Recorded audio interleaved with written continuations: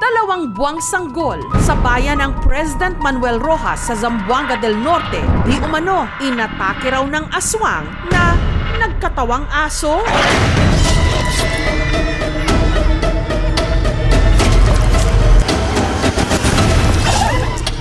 Kung asong sir, bakit hindi kami yung kinagat? Nung binagsak niya yung aso, baliwala lang tapos takbo, parang aswang nga. Pero nasaan na nga ba ang umataking aso? Matapos daw ang insidente, nagawa pa raw itong habulin ng mga residente. Kita ko siyang may dugo, agresibo. Natakot, bigla lang mangagat ng aso. Tumakbo balik papuntang merkado, inabol ng mga tao roon. Dahil sa galit ko, hindi ko na siya gusto na makakagat pa ng iba. Kaya naghabulan. Abutan namin doon, pinatay na po nila, ni-retrieve namin yung aso, positive po yung aso. Rabies po.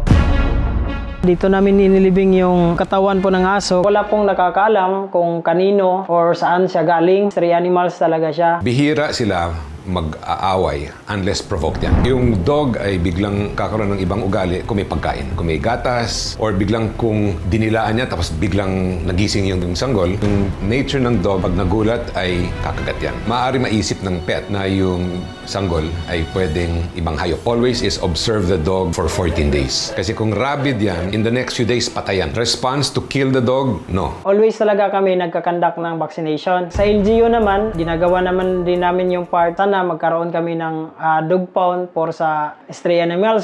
Samantala, ang tinukoy nilang matanda, ipinagtanong-tanong din ang mag-asawa. Wala mo kabantay nga na tigulang nga ni duol sa amua. Wala ko kabantay.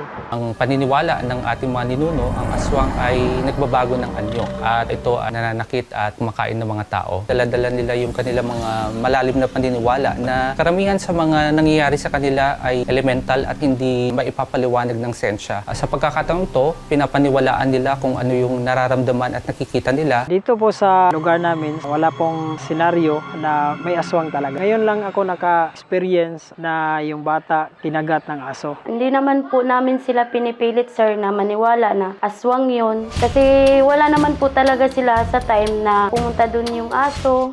Para mas mapagtanto ng mag-asawa ang nangyari, ipinakonsulta sila ng aming team sa isang counselor. That was a very traumatic experience. On the way naman to moving on, unti-unti maghihilom din. So for those people who had experienced a lot of challenges in life, they have to anchor doon sa relasyon ng family. Sa mga trahedyang hindi madaling tanggapin, sadyang naghahanap ng kasagutan. Higit pa sa mga hindi kapani-paniwala. Sinisik ko din yung sarili ko.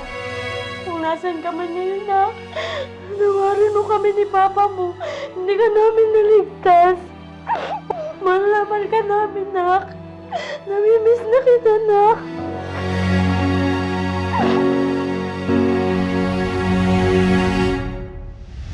Thank you so much mga kapuso. Kung nagustuhan niyo po ang videong ito, subscribe na sa GMA Public Affairs YouTube channel.